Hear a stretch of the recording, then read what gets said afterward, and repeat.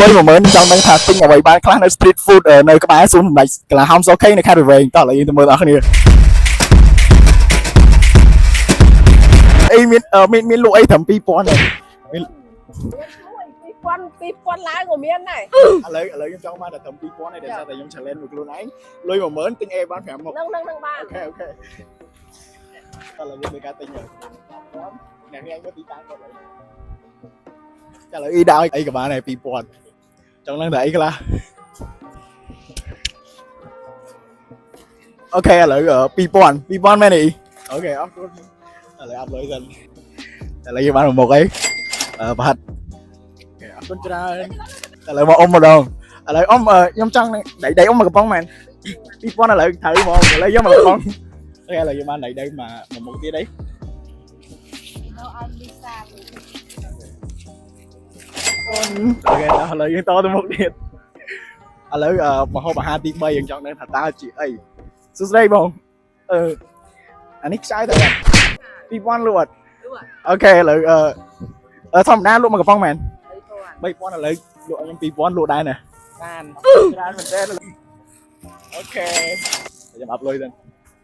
អរគុណច្រើនបាយបាយឥឡូវយើងចូលមកដល់មហូបអាហារទី4តោះសួស្ដីពូពូអីសុំសួរមួយនំពូលក់មួយមែន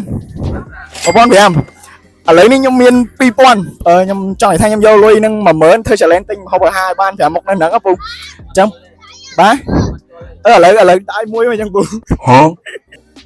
អូខេសួស្ដីអ្នកគ្នាឥឡូវមហូបអាហារទី4របស់យើងបានហើយឥឡូវយើងចូលមកដល់មហូបអាហារចុងក្រោយដែលជាមហូបអាហារមហូបទី5តោះសួស្ដីបងថតវីដេអូបានអត់ Yeah challenge 10000ទិញឲ្យបាន5មុខបានអត់អូខេឥឡូវនេះមហូបអាហារចុងក្រោយធម្មតាចង្រិតថ្ងៃលក់មកកំប៉ុងមែនកំប៉ុង5000ឥឡូវនេះខ្ញុំមាន2500អញឲ្យបានអត់អូខេណាឥឡូវគាត់កំពុងតែធ្វើការវេចខ្ចប់ឲ្យយើង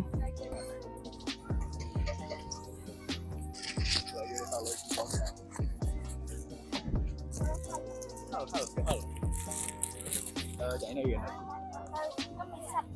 sao tại sao tim mà tiền này kìa ồ rồi ba hiện này bị váy nhá men không đá lúc nó mang màn một pi thế này cho mang màn được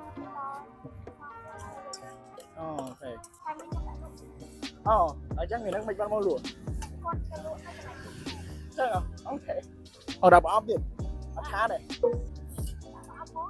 ok bỏ bây giờ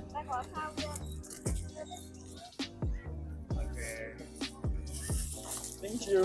I love video យើងពីថៃបាយបាយអរគុណអូខេអ្នកគ្នាឥឡូវយើងបាន challenge ជាមួយនឹងលុយ10000ទិញអីបានខ្លះនៅ street food នៅសួនសម្ដេចកន្លះហោមសោខេអូខេឥឡូវយើងបានហើយចំនួន5មុខអញ្ចឹង challenge យើងគឺត្រូវបានជោគជ័យបាយបាយ